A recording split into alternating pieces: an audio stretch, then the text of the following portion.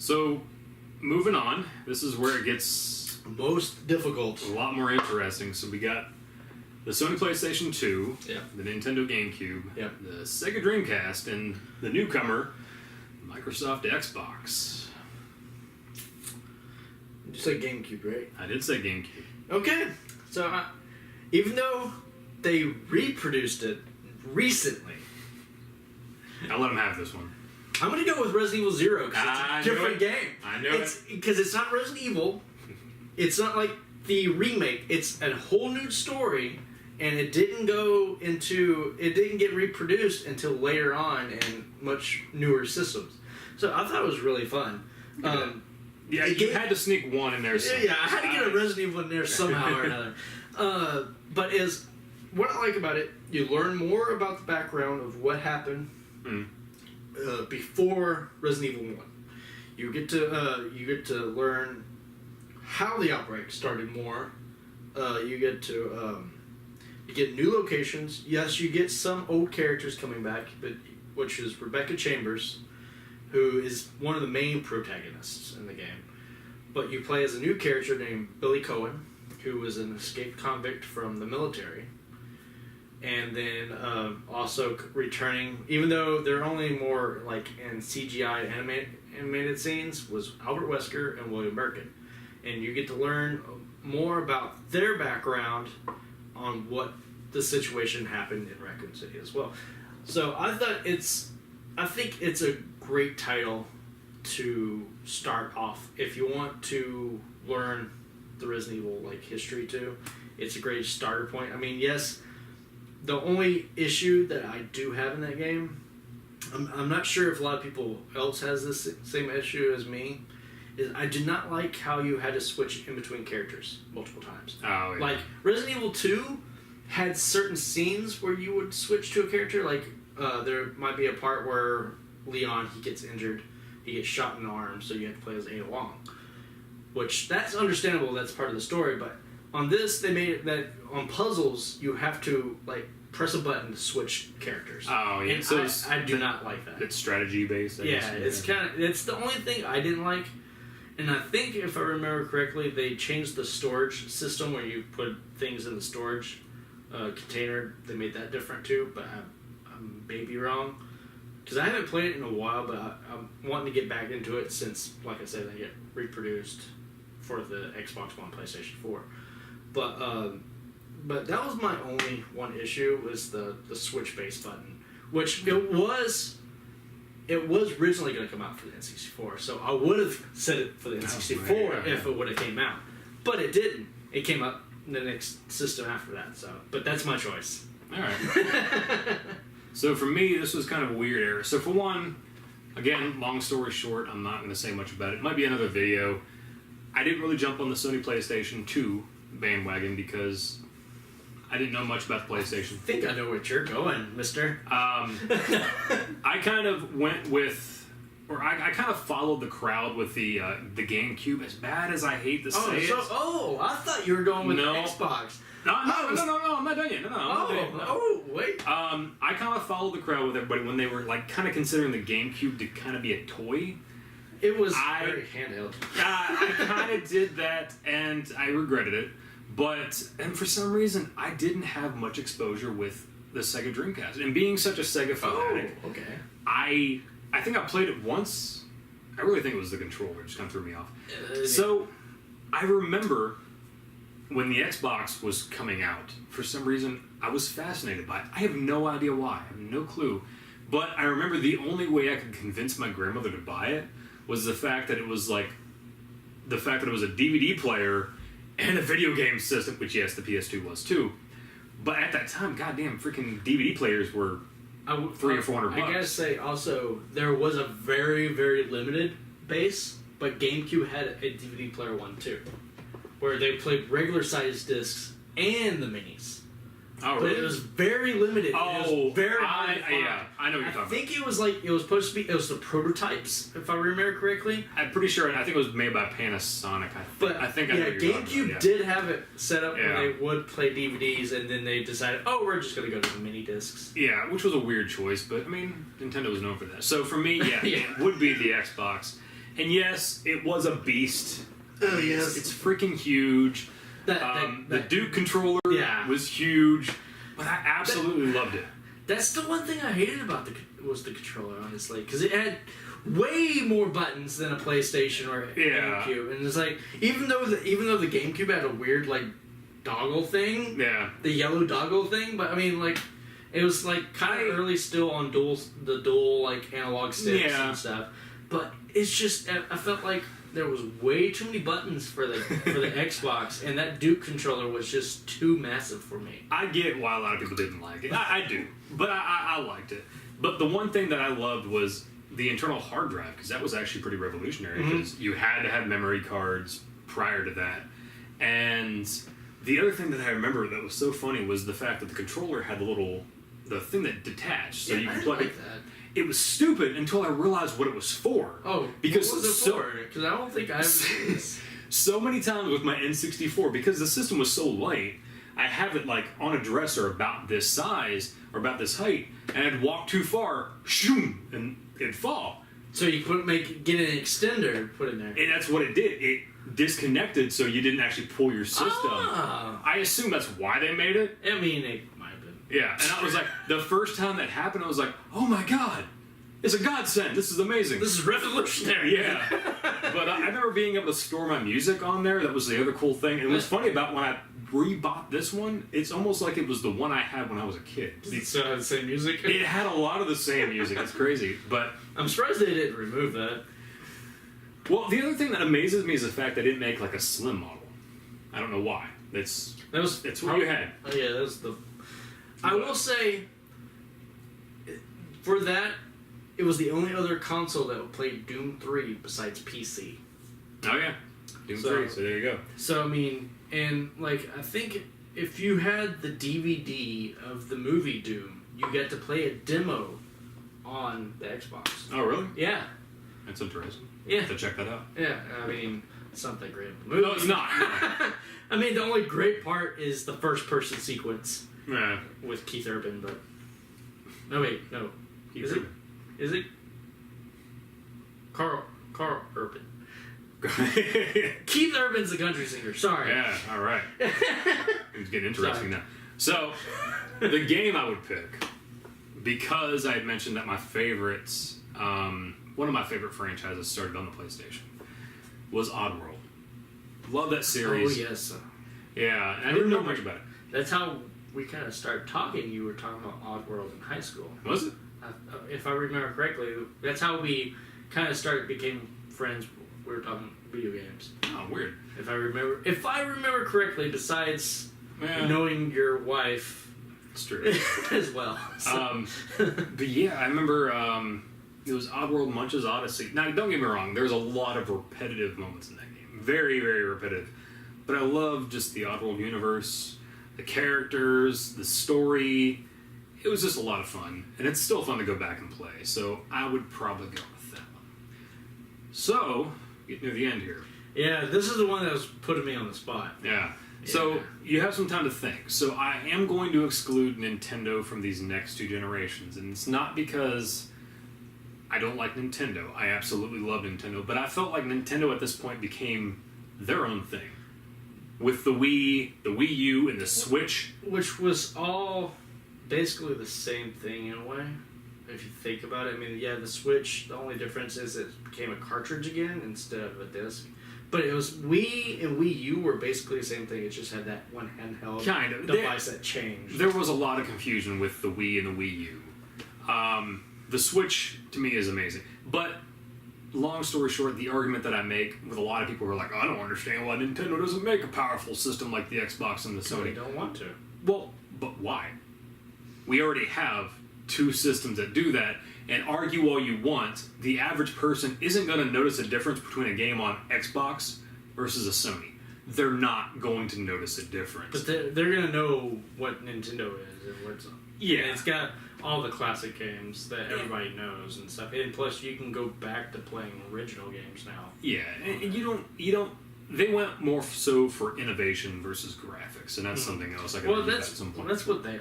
I think every system after Super Nintendo,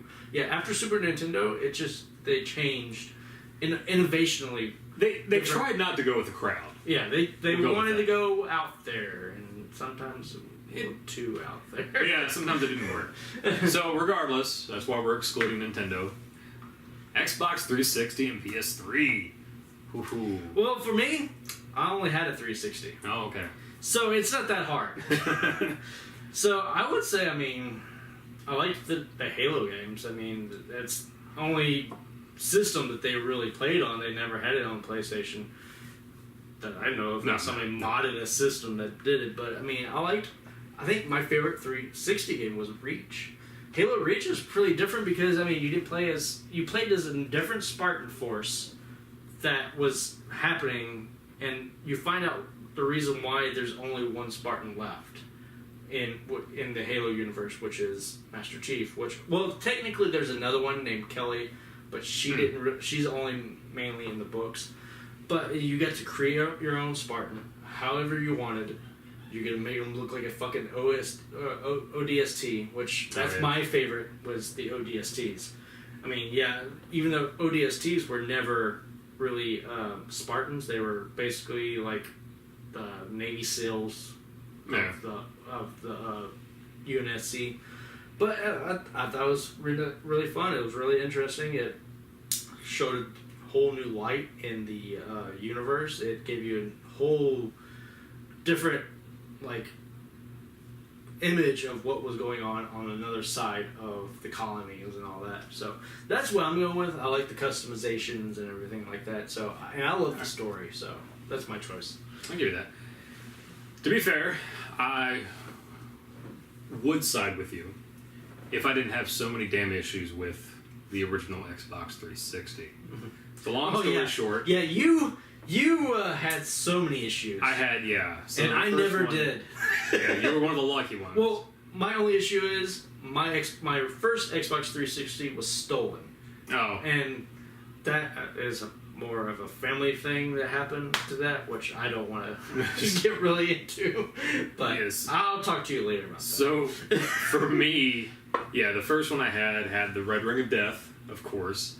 Sent it in for repair, got it repaired, happened again. It was outside of warranty at that point, so I was screwed, went out and bought the Elite. Now to be fair, this is the first time in my life, not counting what you see behind me, that I've ever had to buy the exact same fucking console twice within its generation. 2 months later, the damn disc lens decides to stop reading games. So 4 issues. So. Yeah. And I was like, okay, that was in warranty. Send it back. Honestly, I got it back. I was afraid to turn the damn thing on. So I was horrified. You just push it away. Well, I eventually decided to trade it in, and I got a PS3. And it's the same PS3 that I have today and still play. And it hurts me to say it, but I kind of became a little bit more of a Sony fanatic at that time, which is weird because eventually I will talk about how I didn't like the original Sony PlayStation. So, yeah, I did love the 360 when the damn thing decided to work. And it's also why I have so many of them now, because I pick them at yard sales for cheap, because I'm like, I just want a backlog of like 40 Xbox 360s because I don't trust the damn things. Mm-hmm. But with the PS3, that one was so hard because of the fact that, we get to that point where there's so many cross-platform games. And, I mean, we can go with... Yeah, because this is more challenging because everything basically was cross-platform. It got to that point, yeah. Except for, like, what it was like... you got, God of War, Uncharted, there was the Halo games. There was the, what was it, Kill Switch? Is that what it was called? For the PlayStation? It was like their equivalent to Halo. I think I know what you're talking about, but I can't think of it off the top of my head. But it was like, I don't know, it was weird. And then there was Gears of War. Was the Gears of War. I was never a Gears fan, honestly, and you can hate me if you want. I like it. I didn't care for it. Yeah. This one's probably the hardest, man, because I don't know. I could cheat. You could. I mean, you but it's also let me cheat. It's also on cross platforms, which was the Sonic Ultimate Genesis collection. But I'm not going to do that because that's an awesome collection. But I think I had that for the 360. I would probably go with God of War 3, to be honest with you. It was such a phenomenal game. I remember playing the demo for it and seeing the huge jump, because I thought God of War 2 on the PS2 was phenomenal, which pushed system. I played God of War 1. That was the only one I played. And I thought it was pretty cool for the thing. I think to me, honestly, I thought it should have ended after 1 because you killed God of War. But, I mean, obviously, you become the God of War, man. So, for a short while. Yeah. But yeah, no, God of War 2 pushed the PS2 to its limits, and it looked phenomenal. And I was like, when they announced God of War 3, I was like, how? How can it look any better? And holy fuck, did it look better. And still today, I mean, that was a earlier release PS3 game, and today I still feel like that game looks phenomenal. Now, I haven't played the HD remaster, remaster that they put on the PS4. But no, man, that game was it was so epic. So I'd go with that. I would say the same thing when it came with the GameCube for Resident Evil. For the remake 0 and Resident Evil 4, I felt like they pushed the system to the highest limits at the time. Because the graphics was so different it was a big, big jump from N64 to that. Oh yeah. And even for like PlayStation 2, because that was one of its biggest competitors besides the Dreamcast, which kind of, well, it fell, obviously, but I mean, it still had a high... It was ahead of its time. It's very ahead of its time. And I'm sure if it came back now, because I heard that rumors Dreamcast 2 might... Yeah, I don't know if that's really a thing. But, I mean, I think now it would catch up pretty quick. But, I mean, but the graphics compared, like, if you think about it, like, on PlayStation 2 was, I would say, Metal Gear Solid, Sons of Liberty. Compared with a Resident Evil for the GameCube. They were very fucking revolutionary. And the graphics was way higher than you would have expected. I mean, until the Xbox came out with Doom 3 being able to reprocess, which was because from PC, from my understanding, you had to bump up everything up to its maximal just to play Doom 3. Oh, really? Yeah. So it was kind of... I'm not a PC gamer, so... Yeah, I'm not a PC gamer either. But, I mean, it's you can see how much everything has gradually jumped from from going 8-bit to now. Yeah, so, and I will say, like, up until this point...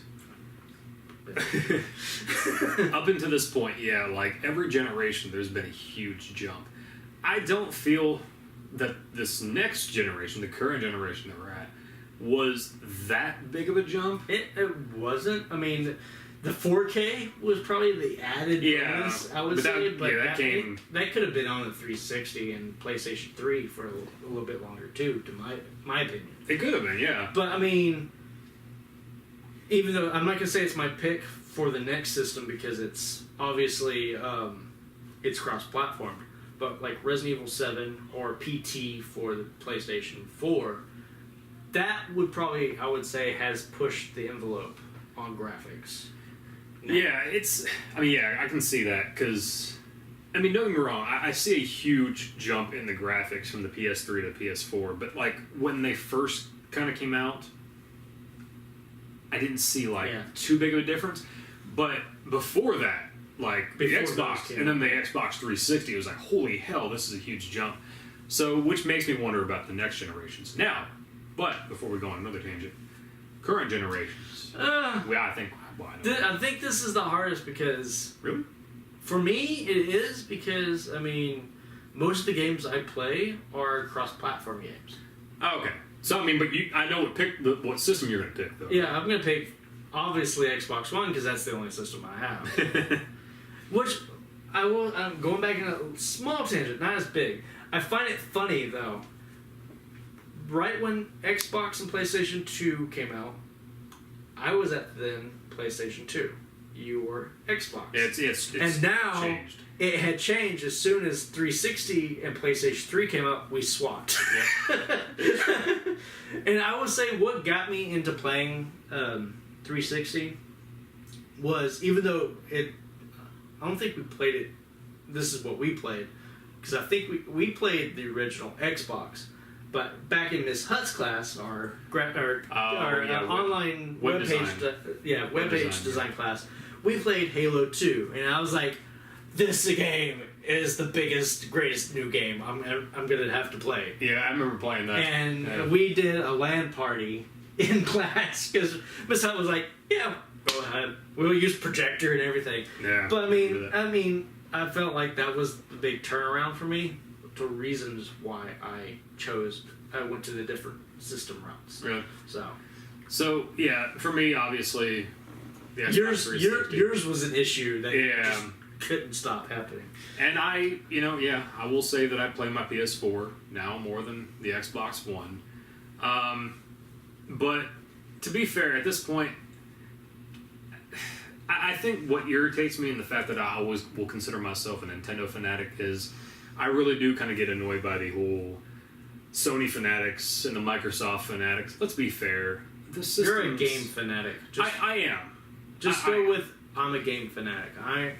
That's what I do. I mean, I don't care what system it is, as long as if it's good, and as long as I get the games I like come out from my system, I'm fine. Yeah. If I have to get another system just to play something that's my favorite series, so be it. I'll do it. And I think that's what kind of annoys me. And it did happen back in the day for us. Like the Sega Genesis and the Super Nintendo, you either Nintendo or Sega. But I mean, like nowadays, let's be fair, the systems do the exact same damn thing. It just, I don't know. I at this point, like, just play something, enjoy it. Don't be stuck up. Just have a good time. This isn't, And also, if you really think about it, even if you can't get the game now, it's going to come back out 2, 3, maybe even 4 years later. I mean, yeah, you won't get to play it as soon as it came out, but those games get reproduced again and again for even in remakes. I mean, look, Resident Evil 2 is coming back out. I mean, you might not get it in the same console that might have originally came out, like when Resident Evil went from the jump from PlayStation to Nintendo. Yeah, I had to beg my parents to give me a GameCube, but I mean, I still got to play my game. Yeah. I mean, and eventually all those games came out on the other systems later on anyway. Yeah. So at the end of the day, I mean, like if you see something, if you're like a big Sony fanatic and a game that comes out on the Microsoft Xbox, like, oh, I feel like I have to play that. Suck it up. Buy yourself an Xbox and play the game. Just call it a day. I'm pretty sure that's how people were when Tomb Raider came out, when they remade it. Probably. Because they made it exclusively for the Xbox for, a year, and then it came out... The original one? No, the remake. Oh, the remake. I don't know about the remake. Well, I think Tomb Raider 2 was a exclusive for Xbox for a short time. And then with the original or the remake? The remake. Okay, yeah. But I'm pretty sure we're talking about the PlayStation here. So. But there's been so many Tomb Raiders. But anyway, yeah, we know we jabbered on. What is it? Jabbered on. Jabbered on. Chatted on. Chatted on. Jabbered on. Jabber. That's what. Oh no! Drum roll for the new systems. We obviously already said what they are. Yeah. There is alcohol involved. So yes. It is what it is. Very casual. Very I don't think this needs to be edited. It's not going to be because I have too much crap to edit. Yes. But anyway, so that's the consoles we would pick throughout the generations. Well, we just haven't picked the game. Oh yeah, we didn't pick the game. We went all into different tangents. But like we said, it's like everything pretty much now is multi-platform except for like the exclusives like Halo and... Yeah, and it's kind of hard to say what the future will bring. Mm-hmm. So...